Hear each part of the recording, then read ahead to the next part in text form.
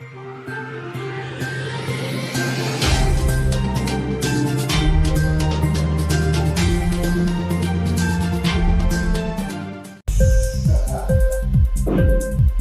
TV prime time news కి స్వాగతం.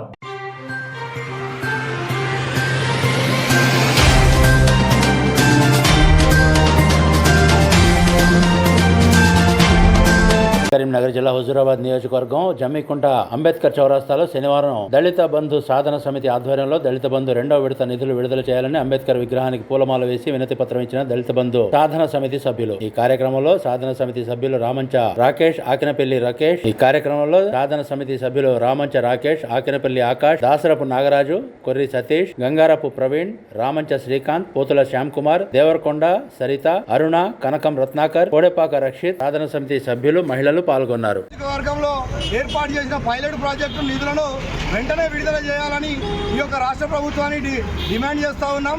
ఇదే క్రమంలో మేము శాంతియుత ర్యాలీకి దళిత బంధు సాధన సమితి ఆధ్వర్యంలో గాంధీ చౌరస్తా నుంచి హుజూరాబాద్ అంబేద్కర్ చౌరస్తా వరకు శాంతియుత ర్యాలీ చేసి అంబేద్కర్ గారికి ఒక వినతి పత్రం ఇచ్చే క్రమంలో మమ్మల్ని ఈ జమ్మికుంట లోకల్ పోలీసులు అత్యుత్సాహంతో మా సాధన సమితి సభ్యులను ముందస్తు అరెస్టు చేయడం జరిగింది.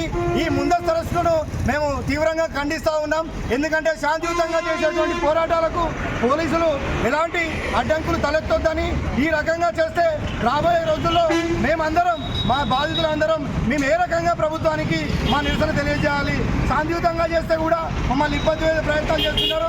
కాబట్టి ఈ శాంతియుత ర్యాలీలను అడ్డుకున్నటువంటి ఈ మా వాళ్ళని అరెస్ట్ చేసినటువంటి వాళ్ళని వెంటనే విడుదల చేయాలి అని చెప్పేసి సాధన సమితి ఆధ్వర్యంలో దీన్ని తీవ్రంగా ఖండిస్తూ ఉన్నాం. ఎందుకంటే మా అకౌంట్లలో ఉన్న డబ్బులను మాకు ఇవ్వడానికి ఈ ప్రభుత్వానికి ఉన్న నొప్పేంది. ఎందుకంటే గత ప్రభుత్వం బీఆర్ఎస్ ప్రభుత్వమే ఇవ్వకుండా మాకు మోసం చేసింది.